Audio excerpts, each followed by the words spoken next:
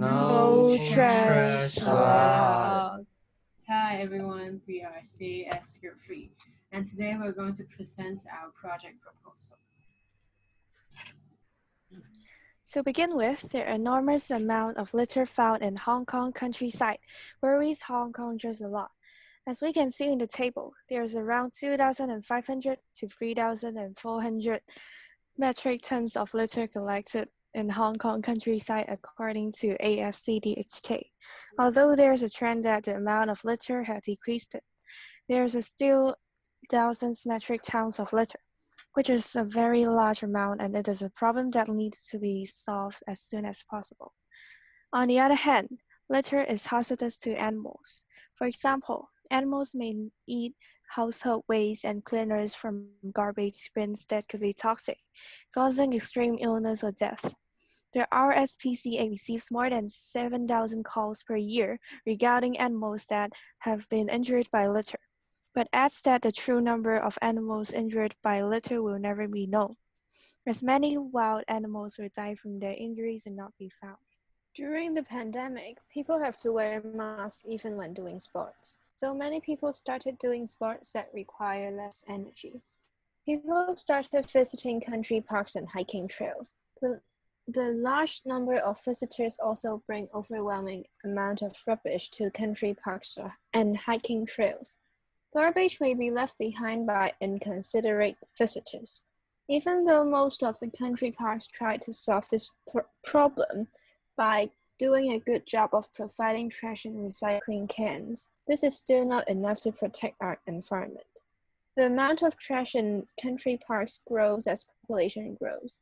It is everyone's responsibility to protect Hong Kong's environment, and it's our turn to step up. So you might be wondering, why does our group choose to do this project? Well, firstly, we want to help protect the environment of Hong Kong. As mentioned, data shows that the severity of littering in Hong Kong. Littering doesn't only make the environment look bad, but also harms animals and even us human beings.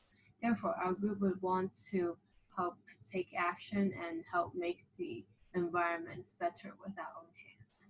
Secondly, we want to promote various constructive and effective ways to save the environment.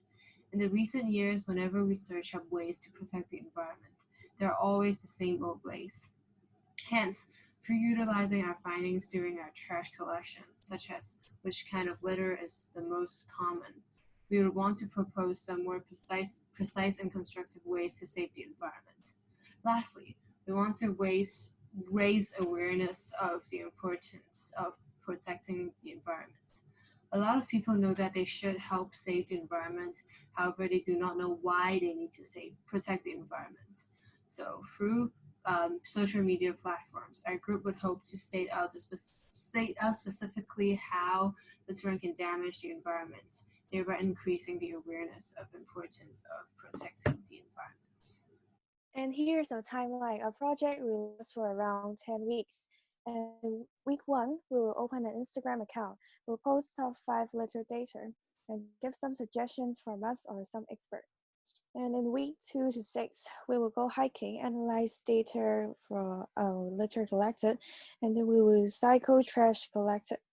And then we'll post hiking experience and some new findings about the litter data and some suggestions from us. And we'll ask for some location suggestions. We'll repeat these for 2 times. And then week 7 to 8, to the orphanage. And then week 9, we'll do some preparation for the exhibition board. And then last week, we'll have an exhibition at school, and we'll post our reflections on Instagram. Okay, if you don't know, the Lion Rock Country Park is one of the most polluted country parks in Hong Kong, especially in this pandemic. It got a lot worse. Now, what our first activity is picking up rubbish along the Lion Rock hiking trail. And as for service, this will better protect the environment and ecosystem and allow hikers to have a better time hiking without all the trash lying around.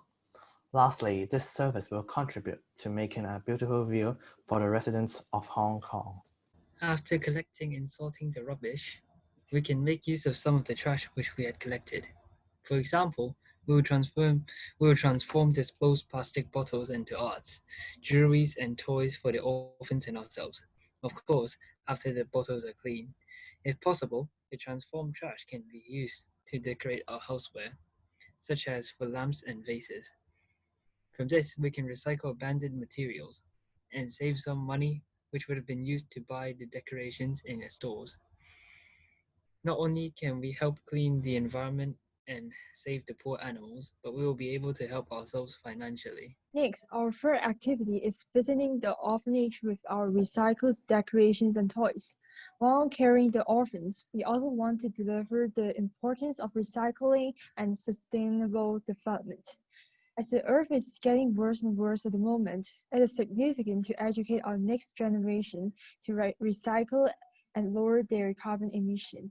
Besides telling them about us, we would also like to teach them how to recycle cans and plastic bottles with creativity. To be precise, we will teach them to make some recycled decorations and toys.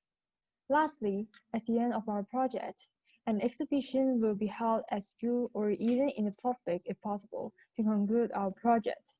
The exhibition board will record our process in picking up the rubbish in the Lion Rock Country Park, recycling the trash into decorations and toys, visiting the orphanage, and of course, displaying our handcraft recycled art. But most importantly, we want to remind our fellow schoolmates and teachers about how our behavior affects the world and encourage everyone to live out an environmentally friendly living style through the exhibition.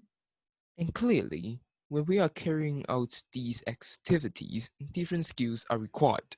The first skill that we need is geography. This because with the skill of geography, different questions that is related to this category could be solved, such as why are there so much rubbish in country parks or hiking trails even when there aren't many people visiting those places. The second skill that is required for us is the skill of PE, as we need to hike when we collect the rubbish that is thrown away. And this means we need the skill to hike.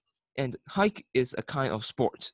And first skill that is also required us to have is research skills. This is because we need this kind of skill in order for us to look for the highly polluted locations through online search. Now is the fourth skill that we need in this project is the social skills. This is because we need to collaborate with each other so that the quality of our works could be increased.